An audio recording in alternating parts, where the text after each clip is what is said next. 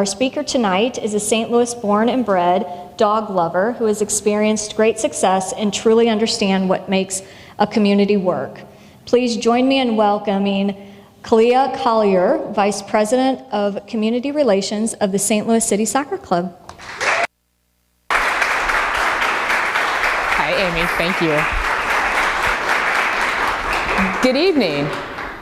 Oh, come on. We're going to have some energy this evening. We have wine. We're together. And the passion here is just absolutely contagious. We are all here because we love our animals and this amazing organization in the Humane Society, and Kathy and her team and the great work that they do. I was blown away when I actually got a tour to see all of the amazing things that happen here. And so I'm just going to reiterate what Amy just said. One, the city swag bag is pretty cool, so definitely make your one-time gift. And the support is absolutely necessary. Seeing the work and all of the lives that are impacted and all of the animals that are impacted is just absolutely phenomenal. And so when Kathy asked, I said, what should I talk about this evening? And she said, well, Clea, we want to know a little bit about you and your background and your story and your journey and how you got to be where you are.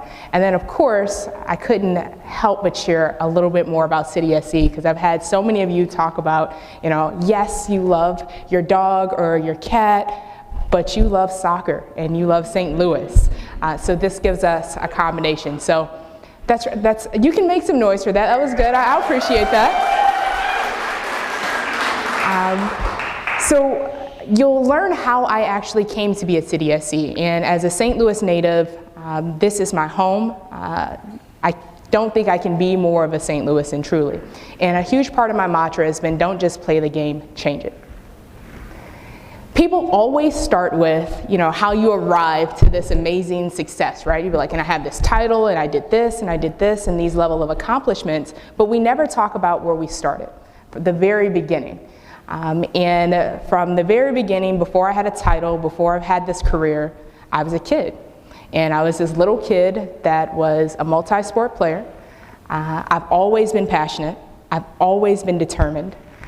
I've always been focused, but I've always been a dreamer. And we can always appreciate, one, not only seeing the little kids that we have in our life and the impact that we make on the youth to pay it forward for the next generation, but also channeling our inner selves of what does that mean and how we're always pushing and striving to be better versions of ourselves. And so from the very beginning, the first start that I had was actually soccer. And it was interesting because the love that I had for the game and growing up playing club soccer, I made this transition. My dad was my first basketball coach, and I ended up just gravitating to the sport for a multitude of reasons that I'll share. And it was really interesting because I'm a huge proponent of just what sports do in your life. It gives you the opportunity to have so many intangible skill sets that we talk about. It's the things that we know to be true, whether you end up being a professional athlete or you play collegiately or anything, it really builds this competitive nature to say, I want to try to do better, I want to be better, I want to push myself. And I don't need you to be an athlete to be a sports fan, nor do I need you to be an athlete to be active. It's all about being healthy and really challenging yourself to get out and do things that you enjoy. So I hear a lot of people be like, well, I'm not an athlete at all and I'm not coordinated. Don't worry. You can still sit in the stands and be a fan. And you can also still be a runner. You can be active. You can do dance. You can do yoga and so on and so forth. So me as a kid, I played every sport that you can imagine. I was a BMX bike racer. I was a swimmer. I was a gymnast. I drove my parents crazy. Everything they took me to really helped shape me to who I am now today. And so fast forward, I have this really great high school career. No one could have told me that I wasn't going to be a professional athlete. That was the absolute game plan. And for those of us who are St. Louisans, the question always asked, I'm a Fort Zumwalt South alumni, I'm a Bulldog at heart, so fitting. And after that, it was like, all right, well, what's next?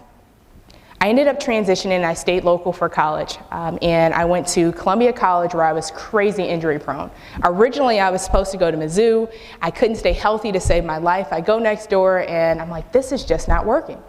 And then I come home to Missouri Baptist, and what a lot of people don't know is I actually finished on a golf scholarship and not a basketball scholarship. I'm a better golfer any day of the week.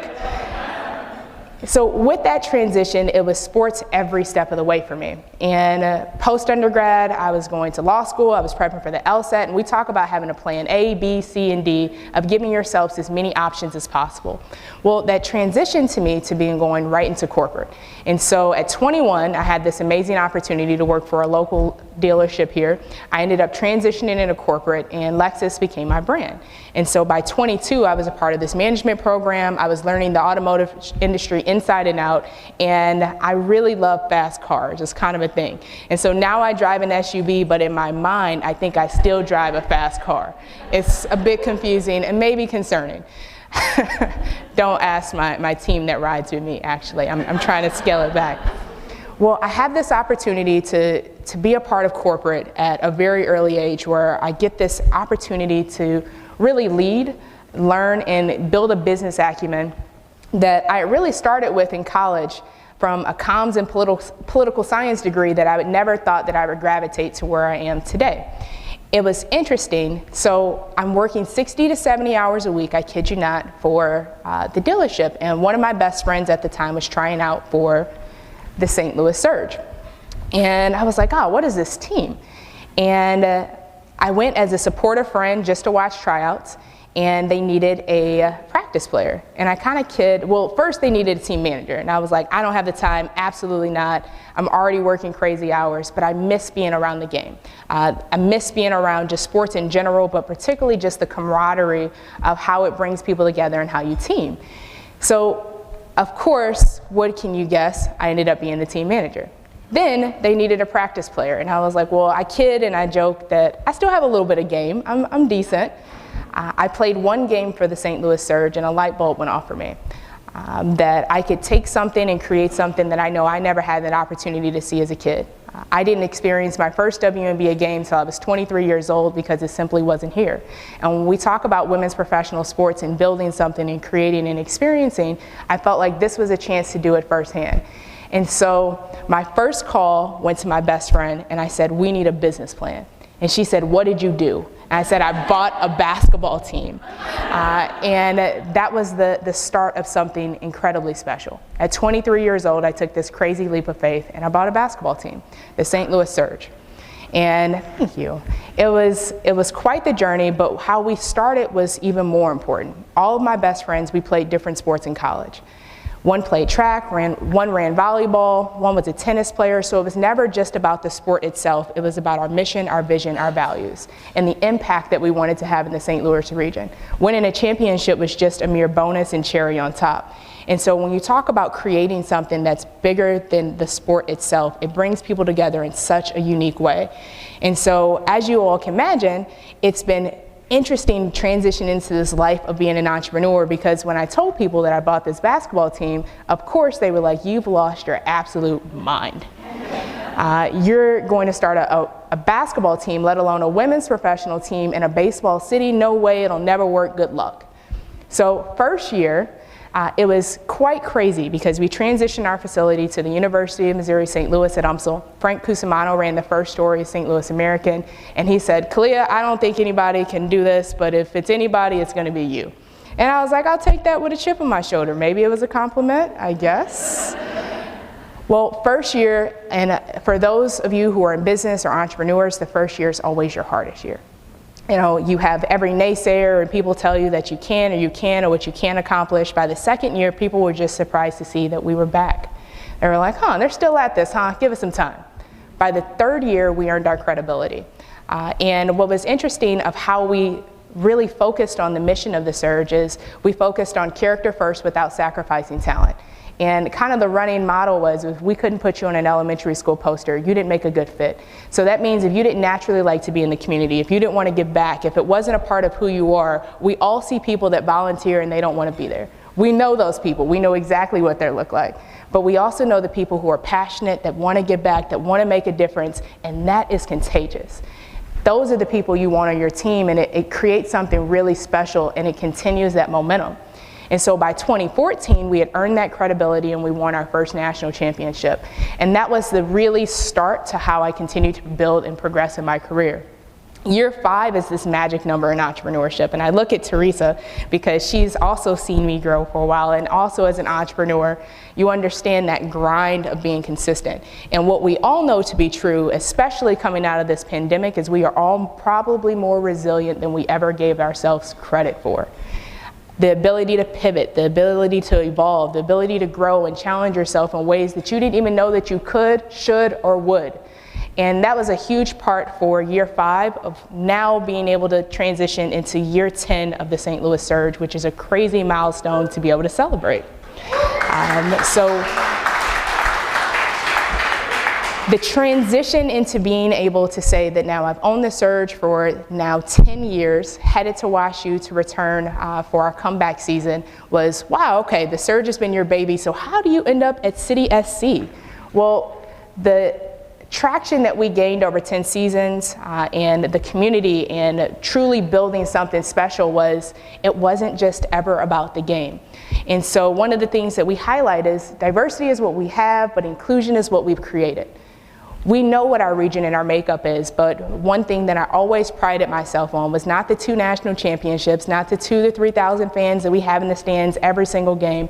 It was that when you came to a St. Louis Surge game, it was reflective of the community, of all socioeconomic status. It was town and country in St. Louis City in one spot. It was defying odds and being able to create an environment that when people smile, it's contagious. And here's a fun fact. If you smile at somebody long enough, they'll smile back, even if they think you're creepy. It's just this thing to where like, I don't know, they're smiling, I should smile, maybe we should keep it going. Well, that's a huge part of who I am, and that has been my passion, of building community. Outside of just the business acumen of operations and running sponsorships and things of that sort, I saw this as an opportunity with City SC to take something and be a part of something incredibly special. That the ownership group assembled not just with the vision of creating a soccer team, but with the vision of revitalizing a region, of giving something in St. Louis and something to be incredibly proud of. To shift this new spirit in St. Louis, to actually see the buzz that when Ann came in and she was rocking her scarf, it was a high five moment, it was like, I can't wait. That's energy, and that's something that we can all be proud of. And so taking my entire background and transitioning that into City SC was, one, working for the club, but working for the ownership group that understands the impact that we get to make, and establishing a foundation in the community that we haven't typically seen. What's amazing about the work now of doing what I've done with St. Louis Surge has been incredible, and it's my baby, and it will always be my baby. But now having the opportunity to do that at a greater scale, to have St. Louis on an international stage for the world sport, and all the eyeballs are on the Midwest. How cool is that? You know, we get to do something at a scale that's so different and establish a foundation here by being entrenched in the community, by having inclusivity baked into everything that we do, starting with the intentionality of including all from the very start of what we do. And that was something that I knew was incredibly important to our CEO and President, Carolyn Kendall Betts, was now we get to shape our region into not just a better direction, but a more positive trajectory. And so, hence how I became a part of 2 Dream Teams. So the opportunity to take the role of VP of Community Relations for the club was a no-brainer. The philosophy that we share of not just wanting to be #1 in sporting, but make sure that we're providing opportunities that didn't exist. And so I wanted to share with you all also a little bit of background, since so many of you have been driving past the stadium to see all of this cool buzz that's happening. If it's anything that I make sure that I leave you all with is the combination of my why. And so as I take you back to my soccer journey, I want to call a thing a thing. As you can see, I'm the only little brown face on this team. And I had to make a choice of, you know, is soccer something I really want to stick with, or am I gravitating to basketball? And what I said my why would be was really being able to create opportunities and make sure that it's reflective and that the diversity that we have in our region truly feels inclusive. It feels like you get a chance to be a part of it, that you're not just the only one in rooms that you walk in, that you get to be and actually celebrate with a team of individuals, and the community buys into that. That's something special. And so collectively, as I have my CR department here that I absolutely call our dream team, is that we get to bridge the gap of soccer in our region by creating sustainable, inclusive, and accessible programming. You know, we all know what it's like to drive out to Chesterfield and Benton and St. Peter's and St. Charles, and we see acres and acres of soccer fields. And then when you cross the bridge, you really wouldn't know the sport exists. Well, we have the opportunity to build that infrastructure and really bridge that gap of an opportunity that hasn't existed, especially since we call ourselves the #1 soccer capital. That's a big deal. And so we have big shoes to fill. So my constant motivation, if you haven't gathered, I'm incredibly passionate. I love what I do, and I love making an impact. First, if better is possible, good is not enough. I ask that all of us continue to strive to be better than we were yesterday. I ask that all of us continue to push ourselves and grow in spaces that we want to continuously learn and support, and especially like great organizations like the Humane Society. Everything we do should be paying it forward. It should be giving it back. If not, we're simply kind of wasting time. And we all know how precious time is. Until you've exhausted all options, nothing is impossible. That's absolutely ingrained in me. I cannot tell you how many times I've heard what I can't do, what I shouldn't do, and how dare you do it. And if you can probably guess, I probably wear that as a proud chip on my shoulder, like you have no idea. The best thing you can do is underestimate me or anybody else for that matter, because they will always continue to hopefully push themselves and prove you wrong. And lastly, it always seems impossible until it's done. Not just with the St. Louis surge of creating women's professional basketball and a trajectory where women's sports and women's leadership is more important than ever, and we're seeing first every single day. So all of the incredible women who are here, my gentlemen, you guys are great too, because you get to be amazing support systems. But for my women that are here, it's incredibly important for us to see each other as a team, never competition, and that when we come together, the things that we do defy odds. It's just like what we're doing here at City SC. You know, we saw soccer fail in St. Louis, and we get a team, or we're not going to get a team, and then you see an ownership group that comes together and say, we're going to do this, and we're going to revitalize our region. And that creates our downtown West District. My favorite quote, and as you all probably guessed, I love quotes. The cheesiness in me is that I wake up to if better is possible, good is not enough every single day. It is in my office, it is in my house, it is in my bedroom. It's just a motivation I try to push myself and strive for. But sport has the power to change the world. It has the power to inspire, it has the power to unite people in a way that little else does. It speaks to youth in a language in a way that they understand. Sport can create hope where there was once only despair. Here is my challenge, is the excitement and the buzz that we have around just sports in this city, whether it's the Cardinals, the Blues, City SC, or the Surge. It's amazing to see people high-fiving in the stadium and coming together. Let's keep that same energy in our own neighborhoods and our own communities, and that fellowship continues. It works, and it creates true hope for people to come together and see that we have more commonalities than we ever thought that we did. That's the real hope. That's the real power behind sport. That's the dream. And that's really why we bring it all together. I think it speaks to who I am, as we've set a club with very high expectations.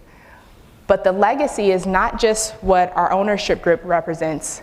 It speaks to the unity. It speaks to community and discovery for all in our city and region. And that we get to be this true conduit that brings people together. As I referenced us now being on an international stage, it's pretty amazing to have what people consider St. Louis to be the flyover city sometimes, to be like, it amazes me when people are like, where's Missouri? Don't do that to me. It's so like, no, come on, guys. But we strive to be an exceptional club and neighbor that unites our region. But we can't be an exceptional club and neighbor if we simply do not know our neighbors.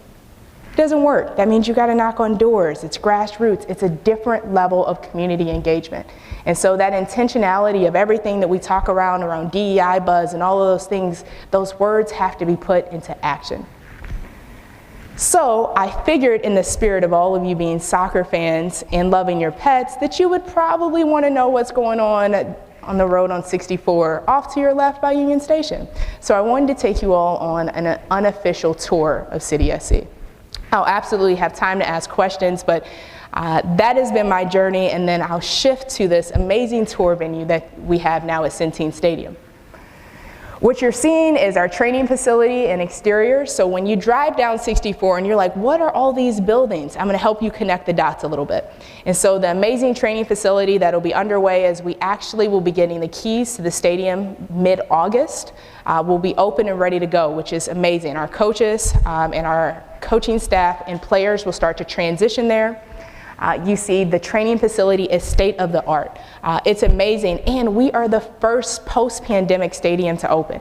Think about that, post-pandemic stadium. I know, that's a woo within itself.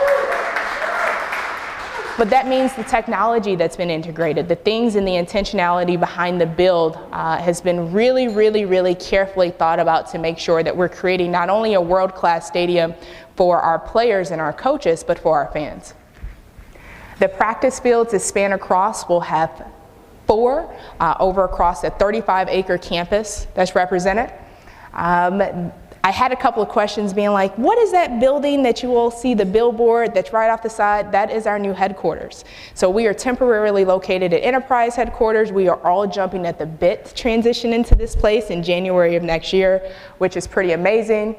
This is the store that's directly across from the stadium. This is our pavilion store, which will also have a cafe inside. And so on our 17 home game schedule, it will not be open because we're going to drive everyone into the stadium, but this will give you another opportunity to not only get some merch, but be able to just meet people, hang out, grab a coffee, get lunch, have meetings, which is a pretty awesome space. And this is probably the coolest garage you'll ever see. The parking garage that people have been excited for, because it's like, oh no, not another parking garage. So we were like, well, we're going to give you a parking garage that you can remember that has like a rooftop deck on that. When have you seen that? With some amazing AV charging stations to where sustainability is incredibly important to everything that we're doing and really challenging the region to be better. But it also takes us back to our why. And why, as an ownership group, we saw the opportunity and they saw the opportunity to tell a story that hasn't been told in St. Louis. And so I am a firm believer, if you do not acknowledge the hard truths of the past, you simply cannot build for a better future. That is a fact. You cannot just sweep things under the rug and say, you know what, this will go away. You can't just see a mess or trash in the corner and keep spraying Febreze on it. It's still there. So those are things that we address and we tell those hard truths and acknowledge. And Mill Creek Valley is a perfect example of that. And so what we're creating with Mill Creek Valley tells a story of 20,000 black families in a neighborhood that was completely demolished in the late 1950s, early 1960s in what was called urban renewal. And so we saw this complete destitute area where thriving businesses and families and churches existed, and then we're all of a sudden told that they didn't exist, that it was a slum. And so this is history that we talk about the displacement that's happened and how this intersection is so important. And some people say, well, sports and politics right now are married whether people want them to be or not. But what it does, it creates a social responsibility for us to be able to bring the region forward and be able to talk about these truths, and this is a great way for us to do this, and truly this will be a national tourist attraction. So it's a part of our fan experience, it's a part of our game day experience, it's a part of the GRG, which is the Great Rivers Greenway that is building and creating St. Louis region to be a more walking city, which is incredible, and that's the type of activity and the things that we want to be able to represent as we showcase these time capsules, which is truly a masterpiece to be able to uplift what once was Mill Creek Valley. So, of course, I couldn't conclude this presentation without my pup of my own, little Kobe. And Amy, I will not be taking your note of a treat every time I go to the fridge. He gets a treat, sounds like a bad idea.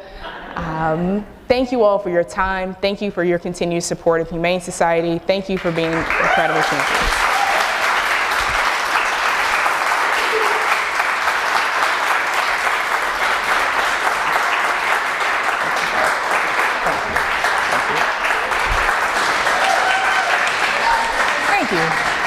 Fantastic. Take any questions? Yeah. Do you want to open it up to questions? Okay. Amy said I have some time for questions. If any of you I truly am happy to answer, please just do not ask me about tickets.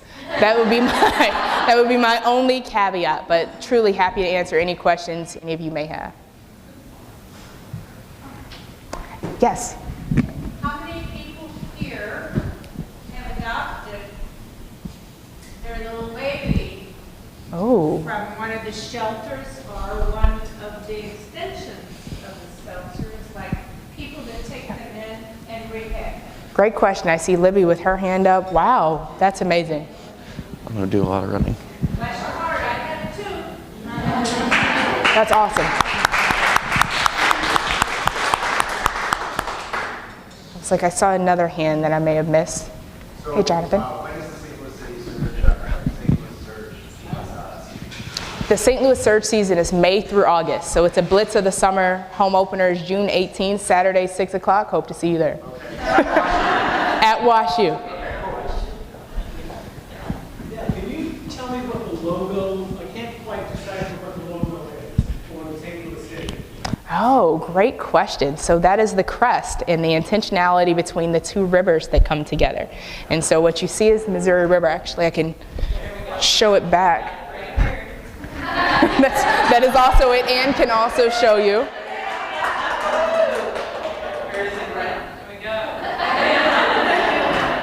And so you have the rivers that go into, of course, the arch and even the design of the color. You know, we created our own Pantone color. And so the power pink that you see is a signature color that has now existed with Adidas because of City SC. Yeah. Okay, so it's soccer mom here. So what advice would you have for young people, like young athletes that will be here today? Is it doesn't happen overnight. I think one of the things, that particularly as a parent, it's really important that as kids you have fun. You get exposed to multiple sports, so you get this opportunity to play different things, and you're always going to gravitate probably to your strength of what you enjoy the most. But no one ever asks you how many goals you scored in the 7th grade. No one's going to be like, tell me your stats. It's really important that you observe the life skills that are happening of when you're going to fail, when you're going to lead, when it's the right time to follow, being open to receptive criticism and feedback, that it's all a part of the journey. And if you don't practice consistently, please don't expect to be good. It is one thing that I think sometimes that like we're in this microwave society that's like, what? I've been in practice for 7 times. What do you mean I'm not an all-star? It's like it doesn't happen that quick. And so it's really important as a parent to just keep encouraging, but saying, hey, if you really want this, then you got to work a little harder. And confidence is everything. And so I think sometimes as a parent, you get to make or break that, right? So where the goal is to build it up, not tear it down. So please share that with the little one as a soccer mom, because this is such a great time. And I think so many kids miss out on enjoying the sport versus feeling so much pressure all the time. We have enough pressure as adults. So are there homegrown players? Of course. And is there kind of a farm team? It is. Great plug. That was like an easy toss-up. So we are currently underway with our season with Next Pro City 2. So we've actually now started, we've been on the pitch now for I think 5 home games, maybe 4. We're playing it, thank you, 5. We're playing at SLU and SIUE, and so this is a really great opportunity to not only see our City 2 team, but also first team players that are making their debuts here. And so it just gives you a chance to see the talent that's being developed right here in our hometown. Definitely a couple of hometown locals, so please check out the roster at citysc.com. It's incredible to just see, one, Lutz's vision come to life as our sporting director, our coach Hackworth, it's really instilling in the vision, and that we all share that same philosophy that it's bigger than the sport. The goal is to, make sure that our players are global citizens. They love the community that they're in, they're reflected in the community that they're in, but they work hard to make sure that we get the job done. Related to that question is, how does your organization look at the impact of youth soccer around the community? Great question. So 3 of our areas of impact at City SC is youth development, health and wellness, community investment / social justice. In the youth development piece, we just spearheaded our YMCA regional partnership, and so a huge part of it is actually building in our curriculum into the Y, which has the largest capacity of kids outside of CYC. And so really now teaching volunteer coaches to become better coaches with giving them a curriculum led by our community coaches and our director of training and education. The other extension of that is everything we're doing with our soccer one-on-one sessions that have just started to spearhead and launch this summer. We just opened our first satellite location at Bayless this past month, about 3 weeks ago. Following that, we have another satellite location that will be opening May 21st, and then another in June and July. And so we're picking really strategic locations across the city, and then we're continuing 10-week training sessions, and all of it is free of charge. So in addition to our academy that you see 15U, 16U, 14U, it's a developed pipeline of talent, but really bridging the gap of giving opportunities to kids that you're not just playing in these elite soccer clubs that cost a ton of money and then now you got to make a choice or a parent has to make a choice. The free programming is super key. But it's multifaceted. So everything on the youth side, then you have to have better coaches, then you have to have officials, and then you have to have organizations that support the philosophy. So that's something that we're really working on, working with organizations like the Y, with the work that we're doing with Boys and Girls Club, the regional work we're doing with the International Institute, and really infusing the City SC way into these organizations. Hope that wasn't too much. Yes.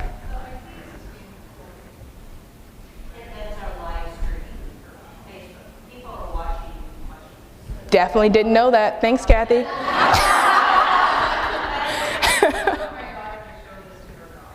Oh, thank you.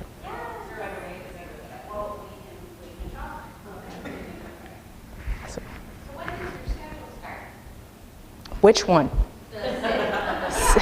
Both are, so Surge starts in May, opening up in June. City is currently underway with City 2, so we're playing at SLU and SIUE. Inaugural season is March of 2023. So we still got a little bit of time, hence all of the work that's happening. And we're incredibly glad. You know, initially when we realized that we were going to have an extra year, I know some people were disappointed, but this year has flown by. Like, time is flying by. And so the work that we had to do in 2021 of actively listening to the community, doing our due diligence, really making sure that we're aligned and the synergies there with the organizations that we're supporting, we're excited for next year. Yeah.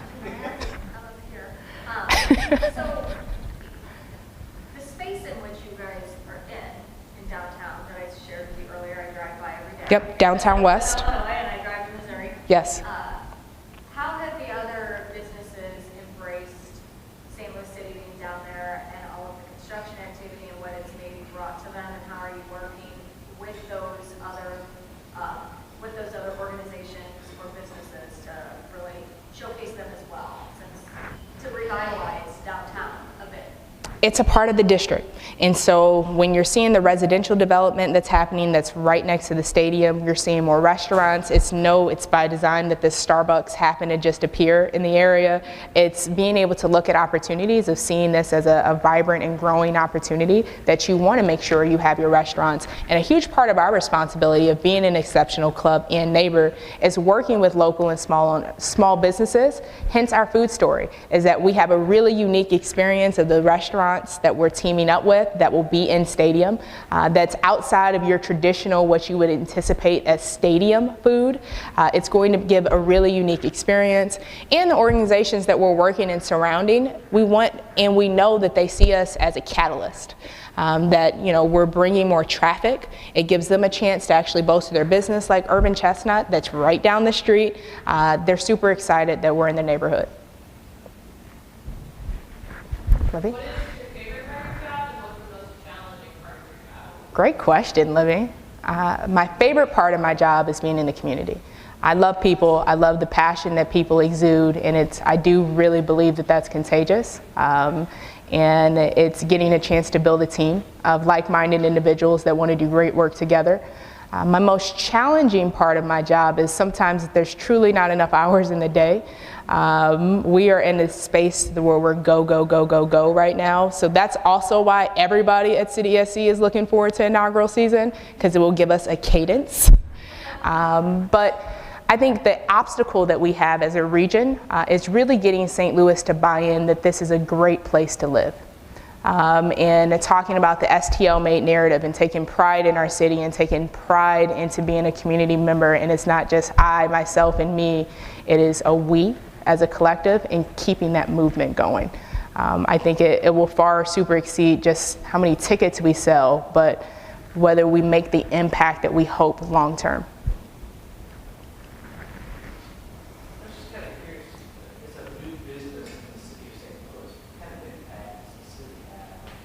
Oh, the economic impact is crazy.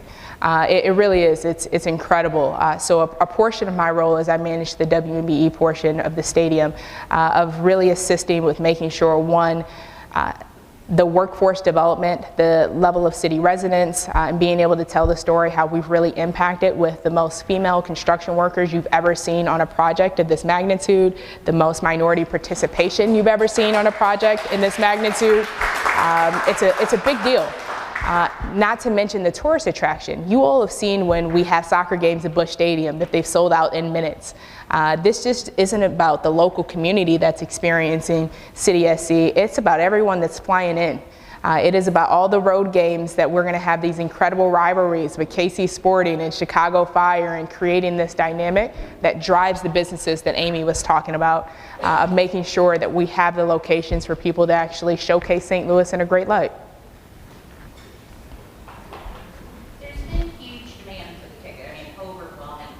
Yes. How is that going to play for the community itself, for those who aren't buying season tickets, to have the community, to have the youth to be able to go, to have the opportunity to be able to see them play? It's all the activations we do 365. We have 17 home games, and so 22,500 people are going to experience that. We have a community corner that we're going to have that gives us an opportunity to make sure that we're inviting the organizations that we want and should experience City SC. But the other part of that is everything that we'll do to activate along the way. It's the concerts, it's the events, it's the watch parties. So whether you ever have tickets or not, it gives you a touch point to actually experience an event with us, and be able to actually come into the stadium with all the great partners that we have that collaborating and working together. And so it's important that we reiterate, like 17 home games is like a fraction of what you'll see in terms of all of the different events that we have scheduled year round. It's a lot. So like watch parties like they have down at Ballpark Village, Yep. or when the away games, are you going to have an opportunity, is that in the plan too, where you would be able to come down and watch the games there? It is. It absolutely is. And then we have extensions like Barquet that's right down the street that we're working with additional watch parties. So we're really trying to make sure that we're creating as many touch points. So if you're not in stadium, you're absolutely watching the game. So I work for Khalia, and we're super involved with you guys. Yes. Thank you guys so much, but Hence how you're helping building the stadium. Makes something sense. super important part, like, of my job is we're doing residential development as well right there, which Yep. has not Which is only- huge because that building is sat vacant for years. 56, 50, exactly. But it's really, really, really amazing how much it's also brought interest from, those awesome bars that everybody loves to hang out in the county. Yep. That's like brought them downtown, and just the actual, like I went to SLU and Midtown was nothing. Yeah. And now we're getting a turning Target. into It's this crazy. Super cool, Yep. entrepreneurial area that's just like energy is thriving through the streets, and there's so many opportunities for people to still bring their businesses, but to kind of piggyback off of the watch parties and stuff, I'm also on the Locust Business Development Group, and there's so many watch parties. Just think more local is all Yeah. I can encourage. Like, think about the local bars, not just UCBC, Schlafly, but even the little hole in the walls in between, like Bethel is even right there. Like, Yeah. they can't wait to host these parties and really just feed off of this community and support that you guys have. No, you're spot on, and a lot of that is going to actually organically happen. because of the excitement and the buzz, along with us encouraging it. So I think it's kind of this wildfire contagion that we know that, one, we want to make sure that everyone that's in an immediate distance is playing a role and feels a part of it. Yeah. You mentioned that. That's you. All right, sorry. You mentioned how you were in corporate and you started working for the dealership and then you made a transition into your passion, right? That kind of to the back. But how did you do that? That's a hard thing to do sometimes when you're on one trajectory and then transition. You kind of talked about your why, but I think as we're here too talking about our passion around animals or whatever our different businesses or our avenues are. How do you blend those two? How did you take that first leap, I guess? How did you take, you know what I mean? Yeah, for myself, I've always seen, one, being able to discern things that I'm incredibly passionate about and being able to transition that into a career path. In sports was just a natural inclination. But I think the shift for me is I'm a firm believer to where if you really want to do something, you have to take a leap of faith. And so particularly in entrepreneurship, it's really hard to straddle the fence. Because you're never really going to give yourself a chance to be successful, and you got to just have a tremendous amount of faith that you've done. I consider myself like a conservative risk taker, and so when I took the crazy leap of faith to transition out of corporate, I knew that I could always just get a job. I could always go back into corporate. And I was young enough to couch surf and like really coordinate lunch meetings to be dinner meetings. And I think it was more for myself of just saying, this is what I want to do, and I'm going to do everything in my power to make sure it's successful.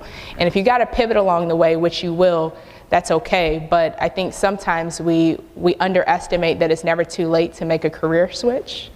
It's never in playing to your strengths, like what naturally gets you excited, what naturally, you're enthused about. That's the deal you should probably be doing every day. So it's definitely not easy, and it takes a tremendous amount of courage. And is it days you're like, should I make this jump? But it's worth it. Clea, I feel like you have another potential career, because I think I may just need you to give me a pep talk every morning. Noted, Amy. Noted. Every time you just need that little pep talk. Like, you are just full of energy. I try to be. Full of energy and passion, and it's just commendable. Thank you. Well, thank you all so much for your time. I'm sorry I didn't get to the last couple of questions, but we'll be mingling, drinking, and you guys will be donating to the Humane Society, so I'll be around. Thank you guys.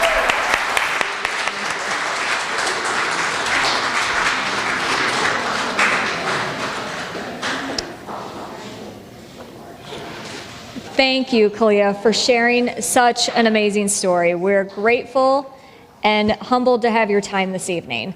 Now it's time for the raffle. So if you haven't made a gift yet and you would like to, this is the last call. Oh, I guess maybe, yeah, we should do last call. I mean, not last call for the bar.